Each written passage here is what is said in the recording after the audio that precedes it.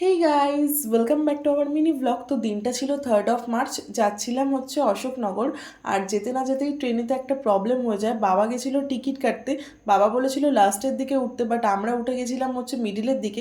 সেই জন্য আমাদেরকে আবার ট্রেন চেঞ্জ করে হৃদয়পুর থেকে আবার ট্রেন ধরতে হয়। দেন আমরা অশোকনগরে নেমে কাজটা কমপ্লিট করে মামি এখানে প্রসাদ দিয়েছিল, সেগুলো খাওয়া হয় না বলে তাই খেয়ে নিচ্ছিলাম। আর এখান থেকে চলে গেছিলাম অশোকনগরের ফেমাস গোল বাজারে।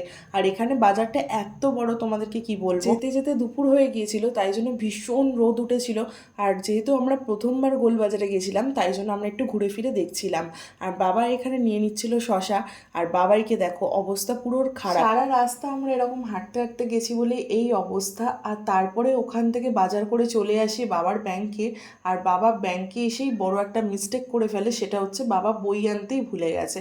দেন আবার বাড়ি গিয়ে আবার ব্যাংকে আসি। আর ব্যাংকে এসে দেখি একটাও এসি চলছে না, তার মধ্যে এত গ্যাদারিং। যাই হোক, কোনো মতে কাজ মিটিয়ে বিকেল করে বাড়ি ফিরে এখানে ভাত খাচ্ছি। আর এখান থেকে আবার সোজা বেরিয়ে গেছিলাম মেজো জেঠুর বাড়ির দিকে। যেতে যেতে এই পুচকি বাচ্চাটার সাথে দেখা হয়ে যায়। আর পুচকি বাচ্চাটাকে কোলে তুলে নিয়ে আদর করে নেয় বাবাই। যদিও বা কিন্তু চিনতো না, বাট পুচকিটা ওকে ছাড়ছিলই না। আর তারপরে এখানে চলে আসি মেজো জেঠুর বাড়িতে। বাবা পেছনে কার সাথে গল্প করছিল জানি না, আমরাই আগে চলে এসেছিলাম। আর এদের বাগানে দেখো এত সুন্দর সুন্দর ফুল ফোটে, প্লাস সবজিও হয় খুব ভালো।